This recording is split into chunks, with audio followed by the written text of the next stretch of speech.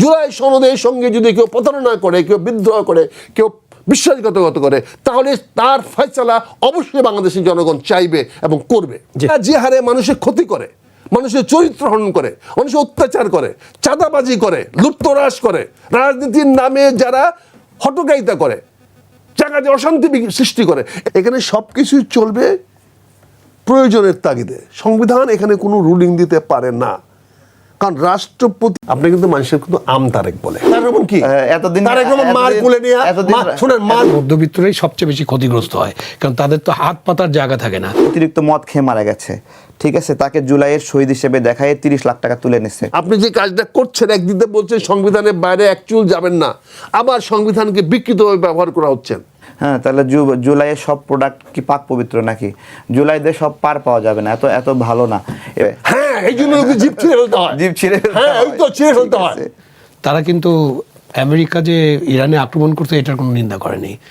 Iran যে 4টা দেশে আক্রমণ করলো, বাহরাইন, সৌদি আরব, কুয়েত এবং কাতারে, সেটার কিন্তু তীব্র ভাষায় নিন্দা করছে। দেখেন তারেক সাহেব, ব্যক্তিগত কথা বলছেন তো, না সমস্যা, এই জন্য ব্যক্তি বলছি। আপনি কিন্তু মানুষের কিন্তু আমতারেক বলে, কোনো সমস্যা না আমতারেক বলে। এটা কি পজিটিভ নেগেটিভ? অবশ্যই আমার কাছে না, এটা আপনার কাছে পজিটিভ, হ্যাঁ, কিন্তু মানুষ আপনাকে অকথ্য ভাষায় গালাগালি করে কেন? বিকজ আপনি আমতারেক, বুঝছেন না? অর্থাৎ আপনার কোনো ব্যক্তিগত বলছেন বলেন, কাজে একটা মনে রাখেন, every action has equal and opposite reaction.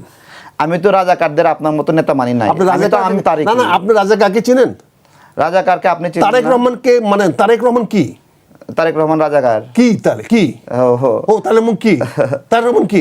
এতদিন তারেক রহমান মার কুলে নিয়ে, শুনেন, মার কুলে, এই যে আপনি যে বড় কথা বলেন, না গেলে কথা বলেন, আপনি রাজাকার নামলে কথা বলেন, আপনি আমার পেশা নিয়ে আপনি তারেক রহমান করছেন, আমি আমতারেক, কিন্তু আপনি জামাতের সঙ্গে গেছেন, এটা অসম্মানের না? মানে বিরুদ্ধে আলাদা দল করেন, অসম্মানের না? এত টাকা দরকার আপনার? আপনি দল, শুনেন, টাকা থুতু মারাইস, আপনাদের মতো টাকা দিয়ে চলে না, থুতু মারলে জামাতের সঙ্গে যেতেন না। টাকা নিয়ে চলে না, পরের টাকা ছিল না, নিজে কি কামাই করেন সেটা বাইর করেন। আমি তো আম ব্যবসা করি, এই যে আপনি বলেন আমতারেক, তা বুঝছেন না? তাহলে তার নিজের টাকা দিয়ে চলি। কত জন বলছেন, আপনি আমাকে বলছেন যে আমরা টাকা দিয়ে করি না, টাকা দিয়ে কি চলেন দেখেন। আপনি কি আমাকে আম ব্যবসা করতে মানা করতেছেন? কোনটা?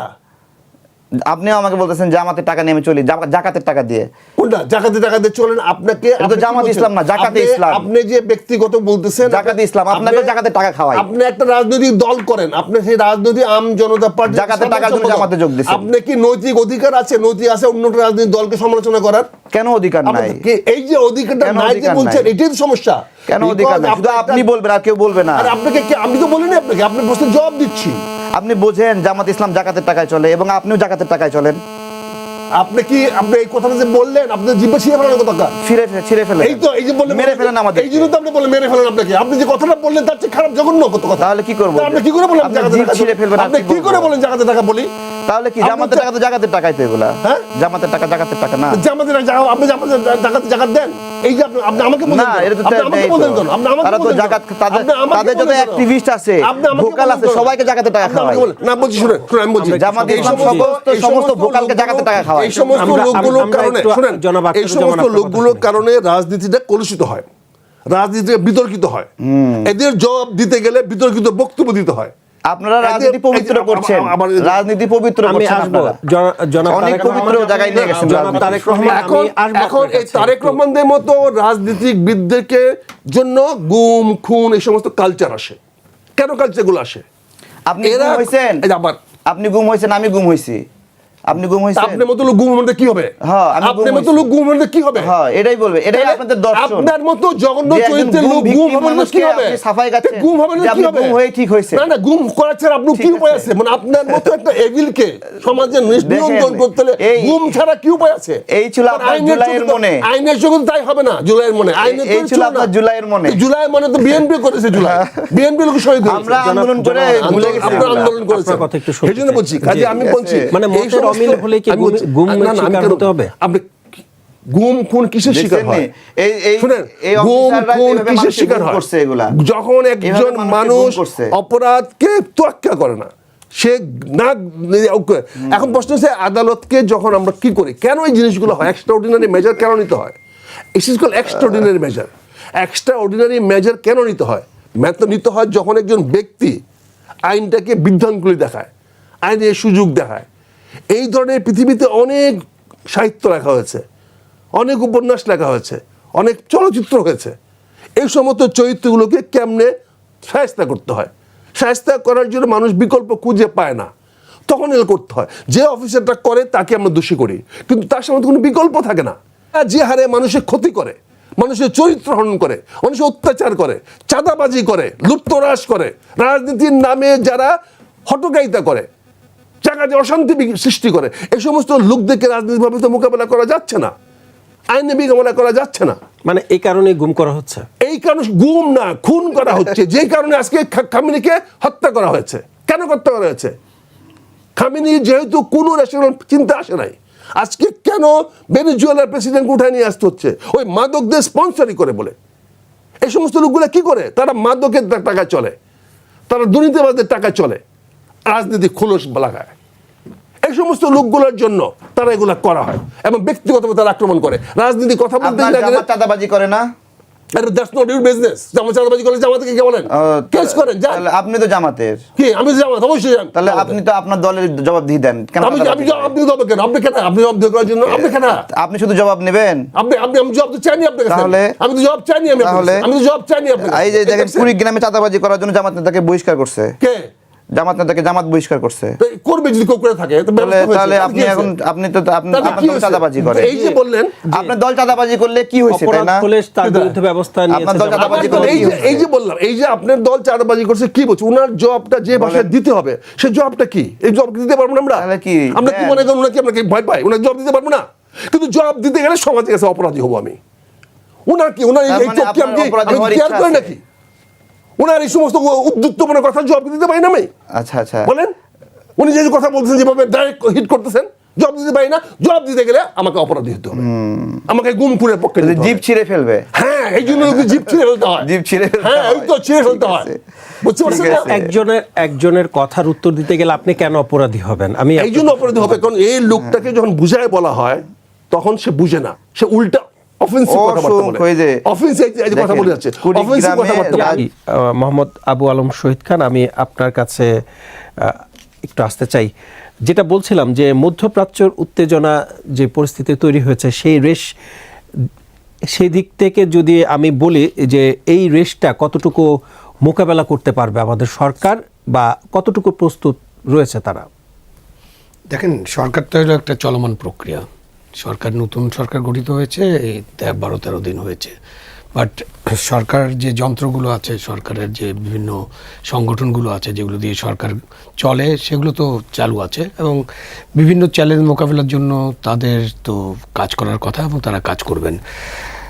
এই যে যুদ্ধ, বা এই যে ইরান এবং মধ্যপ্রাচ্যে আরও কয়েকটি দেশ, সৌদি আরব, বাহরাইন, কুয়েত, কাতার, ইসরায়েল এবং যুক্তরাষ্ট্র, এই যে যুদ্ধ চলছে, এই যুদ্ধের তো একটা ওখানে যা ঘটছে আমরা তো দেখছি বিভিন্ন টেলিভিশনে, এবং CNN, BBC, আল জাজিরা সব কিছু দেখার পরে একটা পিকচার হয়তো পাওয়া যায় যে কে কী বলছেন এবং কারা কী দাবি করছেন। পরে যুদ্ধ শেষে হয়তো আমরা বুঝতে পারবো যে কোথায় কী অবস্থা দাঁড়ালো। কিন্তু এই যুদ্ধের কারণে হরমুজ প্রণালী দিয়ে তো জাহাজ চলাচল বন্ধ হয়ে গেছে, যার কারণে 20% যে জ্বালানি বাইরে আসতো সেটার আশাটা এখন বন্ধ গত 3 দিন 4 দিন ধরে, এবং আরও কিছু ওয়েল রিফাইনারি বা ওয়েল ফিল্ড এগুলো বন্ধ আছে, যে কারণে আপনার জ্বালানি সংকটের দিকে পৃথিবী যাবে। সংকট এই জন্য বলছে যে যেটার দাম 72 টাকা ছিল ব্রেন্ট ক্রুড অয়েল, সেটা এখন $80 উপরে চলে গেছে। $80 $120 তো আপনি $120 যেতে গেলে কি হবে আমি জানি না, বাট এখনই আপনার 10%-এর বেশি দাম বেড়ে গেছে। তো এখন যখন দাম বেড়ে যায় তখন তো আমরা একটা জ্বালানি নির্ভর দেশ, আমরা ছোট দেশ, অনেক বড় বড় দেশের বড় বড় সমস্যা আছে, কিন্তু বাংলাদেশ তো জ্বালানি আমদানি করতে হয়, তখন আমার তেলের দাম বাড়বে, এলপিজির দাম বাড়বে, এবং এইটার দাম যখন বাড়বে সেটার আমাদের যে অভ্যন্তরীণ মার্কেট আছে সেখানে দামের প্রভাব পড়বে স্বাভাবিকভাবে। পরিবহন খরচ বেড়ে যাবে, আপনার উৎপাদন খরচ বেড়ে যাবে, তখন এটার দাম বেড়ে যাবে।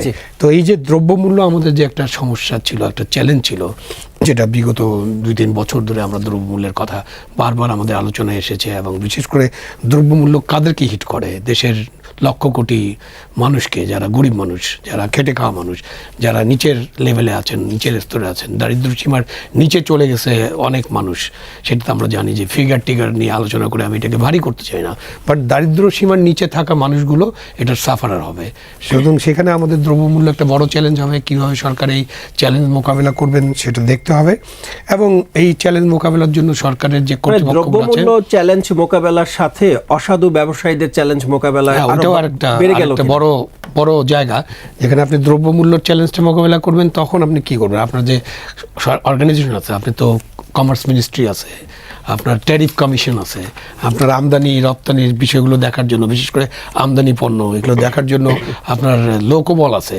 তো তাদেরকে যদি সরকার ঠিকমতো নেতৃত্ব দিতে পারে, এবং সরকার যদি একটা ট্রান্সপারেন্ট সিস্টেম চালু করতে পারে, এবং সেটা চালু করা এবং সেটাকে রক্ষা করা যায়, তখন কিন্তু আপনি ওই যে অসাধু ব্যবসায়ী বা সিন্ডিকেট নেটওয়ার্ক, মানুষের পকেট কাটা, এগুলো থেকে বেরিয়ে আসতে পারে। আমরা অতীতে যেটা দেখেছি যে পাইপলাইনে যেটা রয়েছে আমদানি করার পর্যায়ে, কিন্তু ওটার দাম বেড়ে গেলে মজুদ যেটা রয়েছে সেটা থেকে বাড়িয়ে দেওয়া হচ্ছে, অথচ নতুন পণ্য কিন্তু এখনো আসেনি।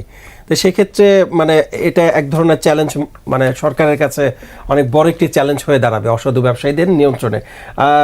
জনাব মোহাম্মদ আখতারুজ্জামান, আমি আপনার কাছে একটু আসতে চাই, এই যে সরকার যে চ্যালেঞ্জ মোকাবেলার কথা যেটা বলছিলেন মোহাম্মদ শহীদ খান ভাই, সেদিক থেকে আমি যদি আপনাকে একটু প্রশ্ন করি যে এই যে মধ্যপ্রাচ্যের উত্তেজনা, যে বাংলাদেশের কোন কোন খাতকে আসলে এই চ্যালেঞ্জের দিকে নিয়ে যাবে? ধন্যবাদ আপনাকে, ধন্যবাদ আমার শহীদ ভাইকে। আমরা একসঙ্গে অনেকদিন পরে কথা বলতে আসলাম। দেখেন, রাজা রাজা যুদ্ধ করে উলুখাগড়া বেঘরে মরে, এটা তো আজকের কথা নয়। এটা সেই বাল্য শিক্ষার সময় আমাদের আগে আমাদের বাবা দাদারা আমাদেরকে শিখিয়েছে। তার মানে এরকম একটা পরিবেশ আজ থেকে আরো 100 বছর আগেও ছিল। আজকে রাজা রাজা যুদ্ধ হবে, আমরা মরবো। আমাদের দেশের চ্যালেঞ্জটাই তো চ্যালেঞ্জ, এখানে কোনো চ্যালেঞ্জ বলে কোনো জিনিস তো নাই। এই যে ভাই একটা সুন্দর কথা বলেছেন যে দারিদ্র সীমার বাইরে যারা চলে যাচ্ছে বা চলে গেছে তারা ক্ষতিগ্রস্ত হবে, কিন্তু বাংলাদেশে কাকতালীয়ভাবে সত্য হলো দারিদ্র সীমার নিচে যারা আছে তারা অবস্থা খারাপ হয় না, কারণ তাদের রিলিফ বাড়ে, ত্রাণ বাড়ে, রেশন কার্ড বাড়ে। এই দারিদ্র সীমার লোকজন কোনো সমস্যা না, সমস্যা ছিল মধ্যবিত্তের। এই মধ্যবিত্তের অস্তিত্ব যে সমাজে স্থির হয়ে যায়, মধ্যবিত্ত কমে যায়, এই যুদ্ধ চ্যালেঞ্জ তারাই ক্ষতিগ্রস্ত হয়। ক্ষতিগ্রস্ত হবে ঢাকাবাসী, বাড়বে বাড়ি ভাড়া, বাড়বে পরিবহন খরচ। কিন্তু যে কাজ নাই, ঘরে বসে রেশন পায়, যাকে ত্রাণ দিয়ে আসেন, রাজনৈতিক প্রোপাগান্ডা করে আমরা রাজনীতিভাবে আমরা ত্রাণ দিব, রেশন কার্ড পাঠাবো, দুস্থ ভাতা কার্ড পাঠাবো, তারা তো ভালো। মানে যে পরিমাণ পাঠাবে সেটা দিক তো আর এক মাস না, দারিদ্র সীমার নিচের লোকগুলো তো কোনো সমস্যা না, তারা সেটা। কিন্তু সমস্যা হলো যে আজকে আপনি দেখেন আমাদের অর্থনীতিকে আমরা ভোগের উপরে ডিপেন্ডেন্সি করে ফেলেছি। আজকে এই যুদ্ধটা করেছে আমাদের সরকার, বলতেছে যে হরুজ প্রণালী বন্ধ হয়ে গেছে, তাতে আমাদের কিছু এখন হবে না, আরো সপ্তাহখানে 10 দিন যদি বন্ধ থাকে তাহলে ক্ষতিগ্রস্ত হবে। তার মানে স্টেটমেন্ট কিন্তু দিয়ে দিয়েছেন আমাদের মন্ত্রী সাহেব, তার মানে রিল্যাক্স মুডে আছেন। শহীদ ভাই, আপনি তো একজন সাবেক আমলা হিসাবে এই মেসেজটা যখন আপনি আপনার বস থেকে পাবেন, তখন আপনি তো হারি নাই, আপনি তো কমিটি ফর্ম করার দরকার নাই, এক্সট্রা টাস্ক ফোর্স গঠন করার দরকার নেই। এখানে তো আমার দরকার ছিল যুদ্ধ প্রস্তুতির আগে, যখন যুদ্ধের ডামামা বাজা শুরু হয়ে গেছে, যখন ট্রাম্প প্রকাশ্যে বলছে যে আমি খামেনিকে যে কোনো সময় মারতে পারি কিন্তু মারবো না, তোমাদেরকে 2 দিন সময় দিচ্ছি, 3 দিন সময় দিচ্ছি, 5 দিন সময় দিচ্ছি। সে আন্দোলনটাকে, যে আন্দোলনটা গড়ে উঠেছিল তেহরানে, খামেনি বিরোধী আন্দোলন, খামেনি তো প্রায় 40 বছরের ক্ষমতায় আছে। একজন মানুষ তার ইয়াং বয়সে ওয়াজ ভেরি এফিশিয়েন্ট। শহীদ ভাই যখন ডিসি ছিল, যখন সিভিল কাজ করতো, তখন তাকে দেখে মানুষ ভয় পাইত। যেখানে কাজ করতো সেখানে একটা মানে মানুষের একটা আস্থা অর্জন করতে পারছে। আজকে শহীদ ভাইকে দেখলে তো মুরব্বী মনে করে তারা এনে বসাইয়া চা খাওয়াবে, ওরকম মান্য করবে? একটা এফেক্টিভনেস আছে, বয়সের একটা এফেক্টিভনেস আছে। প্রতিটা মানুষ তারুণ্যে যে কাজটা করতে পারে সেই মানুষটা বয়স হওয়ার পরে করতে পারে না। এখন এই ভদ্রলোক বহুদিন ধরে ক্ষমতায় আছেন, ধর্ম এবং রাষ্ট্র রাজনীতি দুইটাকে কন্ট্রোল করে ক্ষমতায় আছেন। এনাকে নিয়ে অনেক সমস্যা হচ্ছে, অনেক আলাপ আলোচনা দেখা গেল যে ওনার একটা সাইকোফ্যান গড়ে উঠছে যারা তার বাইরে কথা বলতে রাজি না। যেমন আজকে যে আছে মুস্তফা কামিনীর নামে আজকে স্লোগান উঠছে, যে ধর্মীয়তে বাপের সন্তান হওয়ার কথা না, যেটা নিয়ে ইসলামের ক্ল্যাশ হলো, হযরত আলীকে যেখানে খলিফা বানানো হলো না, সেখানে আজকে সারা বিশ্বের প্রপাগান্ডা করা হচ্ছে মুস্তফা কামিনী নেক্সট লিডার। অথচ মুস্তফা কামিনী নেক্সট লিডার তাকে তো মানবে না। এখন ওখানে দেখা যাচ্ছে ওই যে ওদের গার্ড রেজিমেন্ট যারা আছে তারা তাকে সাপোর্ট করলে পরে মিলিটারাইজেশন করবে। এখন এই সমস্ত বিষয়গুলোকে আমরা একটা অর্থনীতি, একটা সুন্দর একটা কথা আছে, খুব সহজ একটা কথা, একজনের খরচ আরেকজনের আয়। একজন যদি খরচ করে বেশি তাহলে আরেকজনের আয়ও বাড়বে বেশি। আজকের পৃথিবীতে যদি যুদ্ধ না লাগে তাহলে যে আধুনিকতম অস্ত্রগুলো আবিষ্কার হচ্ছে, এই অস্ত্রগুলো রিপ্লেস হবে কী হয়? আমেরিকান অস্ত্রাগারে যে পুরনো অস্ত্র জাম হয়ে গেছে, এখন তাকে তো নতুন ওয়্যারহাউস বানাতে হবে নতুন অস্ত্রগুলো রাখতে হলে, ফলে ওই অস্ত্রগুলোকে খালি করতে হবে। আজকে ইরান এখনও বলছে, আজকেও যেটা দেখলাম ইরানের ওই গার্ড রেজিমেন্টের যে বলছে যে আমাদের এতদিন আমরা পুরনো মিসাইল সব ছাড়ছি, নতুনটা এখনও ছাড়ি নাই। তাই সে তো বলে দিল যে তার যুদ্ধটা দরকার ছিল, তারও দরকার ছিল, কারণ সেই যুদ্ধটা দিয়ে পুরনোগুলো খালি করছে। এখন চীন বলছে আমি বেচবো, রেডি আছি, তুমি ঘাবড়াও না। এবং চীন গতকালকে অলরেডি বলে দিয়েছে যে অস্ত্র সরবরাহ তারা অব্যাহত রাখবে। তার মানে পুরনো যে গোদামটা খালি হয়েছে, অস্ত্রাগারটা খালি হয়েছে, সেটা এখন নতুন চীনা অস্ত্র দিয়ে এসে ভরবে, ততদিনে কিন্তু যুদ্ধ শেষ হয়ে যাবে। কারণ অস্ত্র তৈরি করে পাঠাইতে পাঠাইতে যুদ্ধ কিন্তু 3 দিনের মধ্যে শেষ হয়ে যাবে। যেমন আজকে একটা কমিটি করে দেওয়া হয়েছে, 3 সদস্য কমিটি। 3 সদস্য কমিটি যদি আজকে সংলাপে না বসে তাহলে 3 committee next target regime change. খামেনিকে যদি মারতে পারে তো এই 3 সদস্য কিন্তু মারতে পারবে, কিন্তু 3 সদস্য তো একখানে হবে, কারণ এক জায়গায় না বসলে 3 জন হলো কেন? সিদ্ধান্ত নেওয়ার জন্য তো 3 জনকে এক জায়গায় বসতে হবে। যেই মুহূর্তে বসবে এই মুহূর্তে আবার অ্যাটাক হবে। কিন্তু ট্রাম্প বলেছে আমি আলোচনায় প্রস্তুত। দেখুন, ট্রাম্প কিন্তু বলে দিয়েছে পরিষ্কার, আমি আলোচনায় প্রস্তুত। তার মানে তোমরা 3 জন প্রস্তুত না বললা, তার মানে তো যুদ্ধের সমাধান করতে চাও। যুদ্ধের সমাধান করতে হলে তো এখন দোষটা কারোর উপর পড়বে। আলোচনার আহ্বান জানিয়েছে, তুমি না করলা, তাহলে কেন তুমি না করলা? তোমার জনগণের স্বার্থ, সার্বভৌমত্ব, ভবিষ্যৎ কোনো কিছু তোমার মূল্য নাই, তোমার ইগোই কাজ করবে। তো এই ইগো কাজ কেন করতেছে? বিকজ অস্ত্র ব্যবস্থা তাকে বলছে ঘাবড়ান না, রাশিয়া অস্ত্র দিবে, চীন অস্ত্র দিবে, আমরা ঘাবড়ান না পাবো। কিন্তু সেই অস্ত্র পাইতে পাইতে 1 মাস 2 মাস 3 মাস লাগে। জনাব আখতারুজ্জামান, আমি একটু জানতে চাচ্ছিলাম যে এই যুদ্ধে আসলে বাংলাদেশের কোন কোন খাতগুলো আসলে সংকটের মুখে পড়তে যাচ্ছে বা পড়বে? দেখেন, আমি একজন সাবেক সচিব আমার পাশে বসে আছেন। বাংলাদেশ এমন একটি দেশ যে নুন আনতে পান্তা ফোড়ায়। আমরা যদি একটি আইটেম দেশে পেঁয়াজের দাম বাইরে গেলে কি অবস্থা হয় দেখেন তো, আমাদের অর্থনীতি কোথায় গিয়ে দাঁড়ায়। কারণ পেঁয়াজটা পর্যন্ত আমদানি করতে হয়, তার সঙ্গে ডলারের মূল্য ফ্ল্যাকচুয়েট করে। সিম্পল পেঁয়াজ, যে কৃষি দেশ বাংলাদেশ কৃষি দেশ বলে আমি গর্ব করি, সেই কৃষি দেশে আজকে পেঁয়াজ রসুন আমদানি করতে হয়। আবু আলম মোহাম্মদ শহীদ খান, একটু আসতে চাই আপনার কাছে। আপনি তো দেখেছেন যে গত 2 দিন 2টো বিবৃতি দিয়েছে পররাষ্ট্র মন্ত্রণালয়। প্রথম দিন আপনার আমেরিকার নাম উল্লেখ না করে একটি বিবৃতি দেওয়া হয়েছিল, এটি নিয়ে সমালোচনা হয়েছে। মানে একটু জানতে চাই যে এই 2টো বিবৃতি আপনি আসলে কেমন দেখলেন?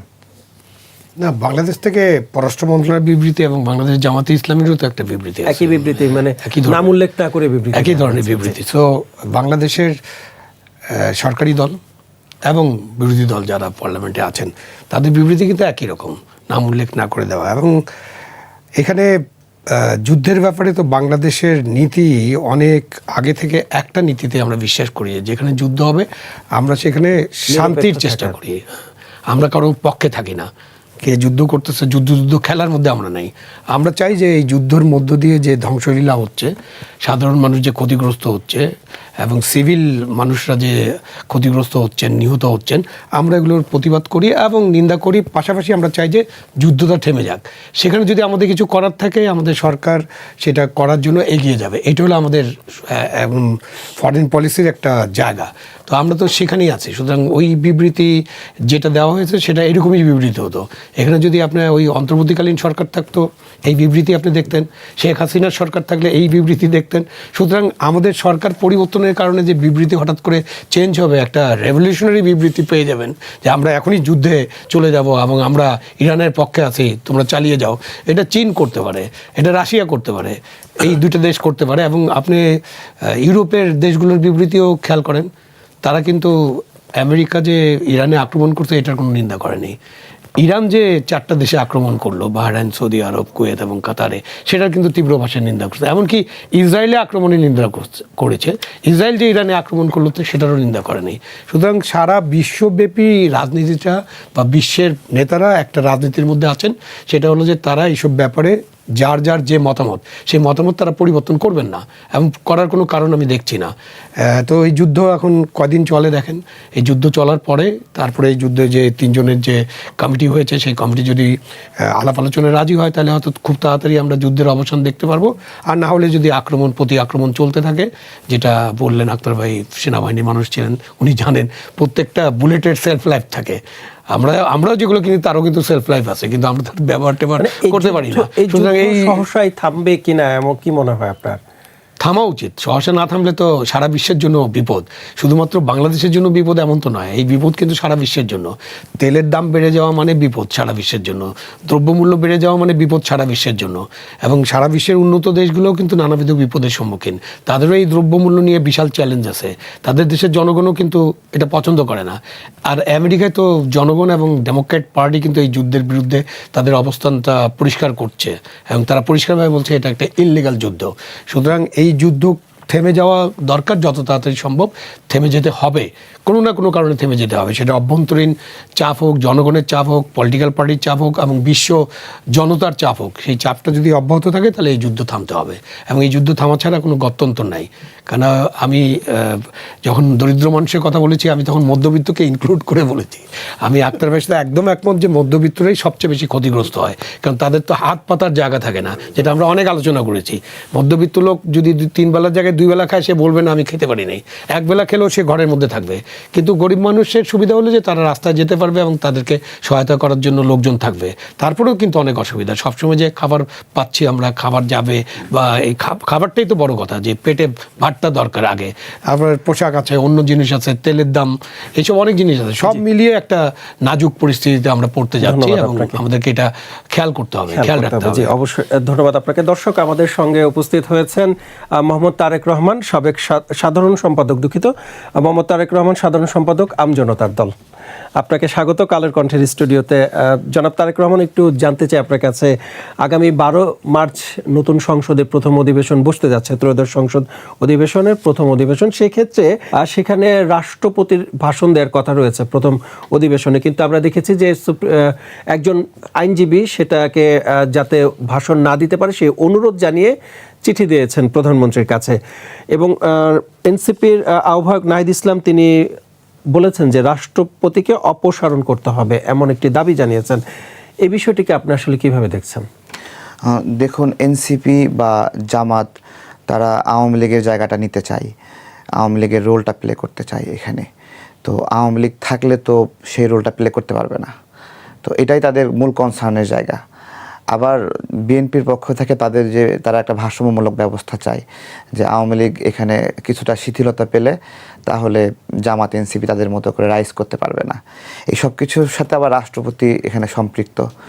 আমাদের রাষ্ট্রপতি শপথ গ্রহণের যে বিষয়টি ছিল, জাতীয় সংসদের পরে মন্ত্রিপরিষদের শপথ, তো ওইটা ছিল একটা ম্যাজিক্যাল বিষয়। যে ওইটা আমি মনে করি আমরা যে সমন্বয়ের কথা বলি না, যে একটা বড় সংকটের পরে রাষ্ট্রীয় সমন্বয়টা ওইখান থেকে শুরু হয়েছে, রাষ্ট্রপতিকে স্পেস দেওয়ার মধ্য দিয়ে। এবং এই জায়গা থেকে রাষ্ট্রপতিকে কিন্তু মানে মাথা ব্যথা মনে করছে না বিএনপি বা বর্তমান সরকার। এবং এটা একটা মাথা ব্যথা মনে করার কারণটা আসলে মাথা ব্যথা মনে করছে না বলতে এটা হতে পারে যে আওয়ামী যে প্রতিনিধিত্ব, সেই প্রতিনিধিত্বের আপনার হলো সকালের সূর্য হতে পারে এটা। যে এখান থেকে একটু উকি দিচ্ছে এরকমভাবে, বা সহনশীল রাজনীতির একটা সূত্রপাত হতে পারে এখান থেকে, যে তাকে সহ্য করছে। তো এইটাই আর কি। আর যারা বিরোধিতা করছে বা রাষ্ট্রপতিকে অভিশংসন করতে বলছে, গ্রেপ্তার করতে বলছে, তাদের খারাপ লাগছে যে তারা এই ইম্পর্টেন্সের জায়গাটা ওইদিকে একটু করে বাইপাস হয়ে যাচ্ছে। তো এটা হলো একটা আমাদের বর্তমান সিচুয়েশনে আসলে সকল রাজনৈতিক প্রক্রিয়া মত সবাইকে ইনক্লুসিভভাবে একত্রিত করা ছাড়া শান্তি প্রতিষ্ঠা সম্ভব না কোনো পক্ষকেই। এখনও যদি আমরা আওয়ামী লীগকে গায়েব এবং গুপ্ত হিসেবে রাখি, হ্যাঁ, গায়েব হিসেবে যদি রাখি, তাহলে বিভিন্ন জায়গায় অকারেন্স হয়, বিভিন্ন জায়গায় আগুন ধরে, বিভিন্ন জায়গায় হামলা হয়, বাসে আগুন জ্বলে। এগুলোর যদি কোনো অভিভাবক না থাকে, অকারেন্সের অভিভাবক না থাকে, তাহলে সেই অকারেন্সটা নিয়ন্ত্রণ করা যায় না। সেই জায়গা থেকে এখন রাষ্ট্র যেই জায়গাতে সমন্বয় করছে সকল মত পথের, বা যেটাকে বহুদলীয় গণতন্ত্রের একটা সূত্রপাত আমরা বলতে পারি, সেই জায়গা থেকে এটা হলো যারা লিবারেল মানুষ, ভালো মানুষ, তারা এটাকে সহনশীলভাবে নিচ্ছে। আর যারা উগ্র এক্সট্রিমিজম করে তারা এটাকে না থামায় দাও, এটা এরকম একটা অবস্থা। যারা এর থামায়ও দিতে চায়, ঠিক আছে, তারা কিন্তু আওয়ামী লীগের চেয়ে বড় অপরাধী। তাদের ইতিহাস আওয়ামী লীগের চেয়ে বড় অপরাধী, বড় ক্ষত আছে। তো এটাই আর কি। জি, ধন্যবাদ আপনাকে। জনাব আখতারুজ্জামান, একটু আসতে চাই আপনার কাছে। রাষ্ট্রপতি প্রথম অধিবেশনে ভাষণ দেবেন, এটা সাংবিধানিক একটি প্রক্রিয়া। তো সেক্ষেত্রে তাকে যাতে ভাষণ না দিতে দেওয়া হয় এমন একটি অনুরোধ জানিয়ে চিঠি দেওয়া হয়েছে। এই বিষয়টিকে আপনি কিভাবে ব্যাখ্যা করবেন? ধন্যবাদ ভাই। আসলে আপনি শব্দটাকে একটু গুলিয়ে ফেলেছেন। সাংবিধানিকভাবে রাষ্ট্রপতি করবেন, সংবিধানটা কোথায়? বর্তমান সংসদ যেটা নির্বাচিত হয়েছে, এটা সংবিধানের কোন ধারা অনুযায়ী নির্বাচিত হয়েছে? এই বর্তমান সংসদ কি সাংবিধানিক সংসদ? এই যে 12ই ফেব্রুয়ারি নির্বাচন হয়েছে, এটা কি সংবিধানের কোনো ধারায় নির্বাচিত হয়েছে? এটি তো ছিল জুলাই অভ্যুত্থানের ফসল, ঐক্যমত কমিশনের ঐক্যমতের ফসল। এই যে গণভোট হয়েছে, নির্বাচন হয়েছে, সেটি হয়েছে সকল রাজনৈতিক দলগুলো মিলে তারা যে ঐক্যমত পোষণ করেছে ডক্ট্রিন অফ নেসেসিটির আলোকে, আর্টিকেল 106 অনুযায়ী এটা হয়েছে। সেটা নিয়েও তো আমাদের বিভেদ আছে। কাজে এই সংসদ তো হবে এক্সট্রাঅর্ডিনারি সংসদ। এখানে সব কিছুই চলবে প্রয়োজনের তাগিদে। সংবিধান এখানে কোনো রুলিং দিতে পারে না, কারণ রাষ্ট্রপতি তো এখানে 3টে রাষ্ট্রপতি ক্লিয়ার করতে হবে সংবিধানে এখানে বক্তব্য দেওয়ার আগে। কিন্তু আছে গায়ের জোরে, ইরানে যেমন গায়ের জোরে আমরা আমেরিকানরাকে মেরে ফেলছি, তার জন্য জবাব দিতে হচ্ছে না, এখানে তো গায়ের জোরে করা হচ্ছে। আপনি সংবিধানকে রাষ্ট্রপতি ডাকবেন, যে রাষ্ট্রপতি সংবিধানে বিলুপ্ত করলেন, সে বিলুপ্ত করতে গেলে সংবিধানে যে সংবিধানের দোহাই আজকে দিচ্ছেন, সেখানে স্পষ্ট করে লেখা আছে যে সংসদ বিলুপ্ত হলে বা সংসদ ভেঙে গেলে অথবা তার মেয়াদ উত্তীর্ণ হইলে তার 90 দিনের মধ্যে নির্বাচন হইতে হবে। আপনি যে কাজটা করছেন, একদিকে বলছেন সংবিধানের বাইরে এক চুল যাবেন না, আবার সংবিধানকে বিকৃতভাবে ব্যবহার করা হচ্ছেন। এটা জুলাই সনদের লোকজন মেনে নিবে না। হয়তো আজকে আমি আন্দোলন করতে পারবো না, কিন্তু আন্দোলন দাবিয়ে রাখা যাবে না। আন্দোলন অবশ্যই হবে। জুলাই সনদের সঙ্গে যদি কেউ প্রতারণা করে, কেউ বিদ্রোহ করে, কেউ বিশ্বাসঘাতকতা করে, তাহলে তার ফয়সালা অবশ্যই বাংলাদেশের জনগণ চাইবে এবং করবে। জি।